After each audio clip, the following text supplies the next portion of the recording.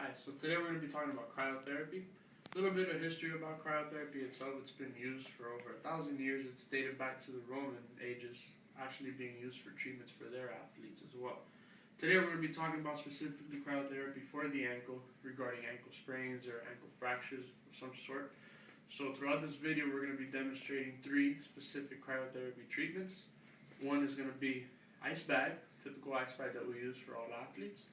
Second will be ice massage, and the third will be ice immersion. These 3 forms are all forms of cryotherapy that will help with the rehabilitation of the ankle. Okay, so the first form of cryotherapy that we're going to be using is the typical ice bag. Now, a few considerations with the ice bag. You don't want to leave it on the patient for more than 15 minutes at a time. It could cause, just ice burns superficially to the skin, to some structures on the bottom as well, beneath the skin.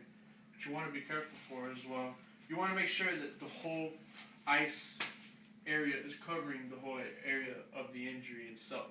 So you want to make sure you're not too high above it or below it. You want the injured area exactly in the middle of the ice. Now, another recommendation for the ice itself, cubed ice does work. It is ice, but the best form of ice is actually the crushed ice, because as you can see, you can suck the air out of it and it become a flat, stable ice bag in this case, and then you could just put this on the athlete, like what we're going to do right now. First, identify the area. It's right here, right? Yeah. Okay. You want to place the middle of the ice bag, the injured site in the middle of the ice bag.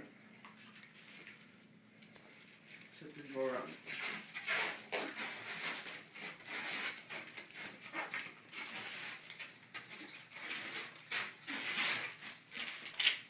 Always at the end, check for capillary refill. Make sure that the ice bag isn't tied on too tight, and now do not leave this on for more than 15 minutes.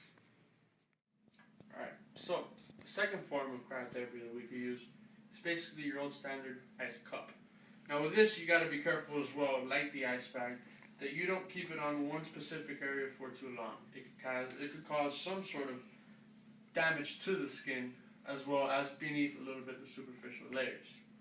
With this, you're going to want to do almost the same with the ice bag. You're going to want to go over the same area, small circles, just so you could cool down that specific area. Now this will help out a lot with the swelling control, with pain control. It'll numb the area a little bit for the athlete, and the pain wouldn't be as bad as it was before. Now, with the setup for ice massage, so that you don't get all of your tables and your floors wet, simply want to get a normal towel, put it under the athlete's foot, and always have the area that you're going to treat exposed to you. In this case, it's the lateral malleolus of the left ankle. With the ice cup itself, you want to rip a little bit the sides so that you have some sort of lip of the ice available.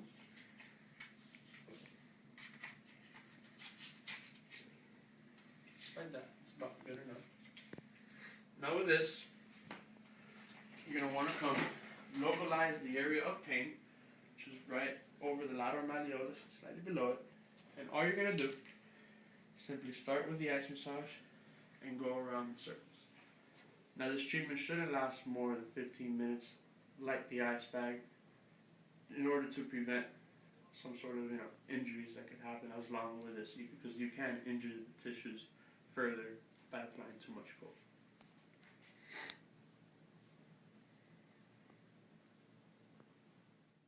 So the third form of cryotherapy is what's known as ice immersion. Now with ice immersion, you can use simply just a normal bucket. We fill it up with cold water, and we're going to apply some ice. Now, crushed ice, cubed ice, any form of ice will work fine. But you just want to make sure that the water is cool to about 35 to 45 degrees. Okay. So just to check that real quick, get a basic thermometer, put it in real quick.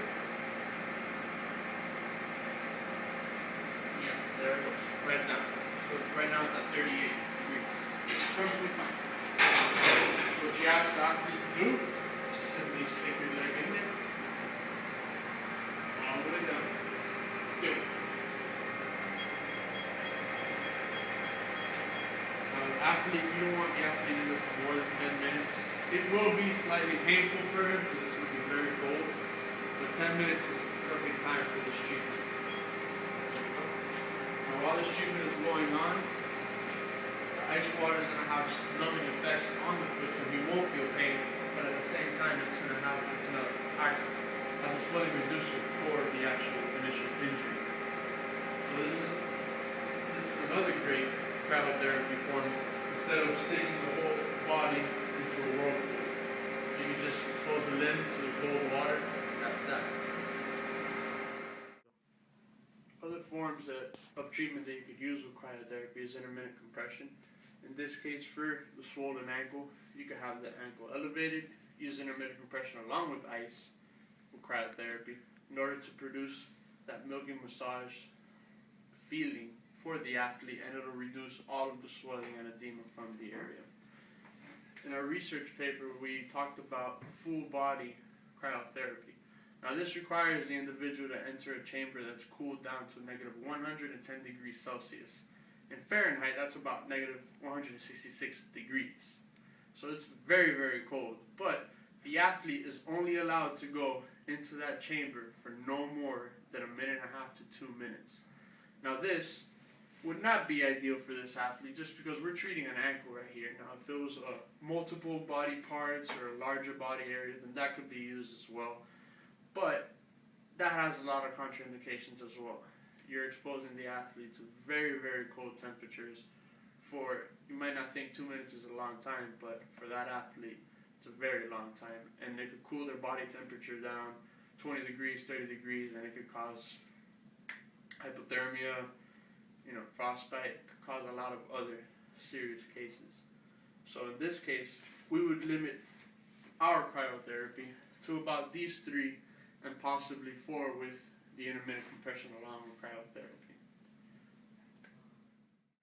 Alright, so thank you for watching this video. We hope you could take some of the concepts that we talked about in this video and apply it to your athletes. Just always remember with cryotherapy, you're dealing with cold temperatures and you're dealing with ice, cold water, and you just want to make sure that these temperatures aren't on the athlete for too long, as it could produce more problems. If you take care of all the contraindications, you should be fine and the athlete should be feeling better in no time.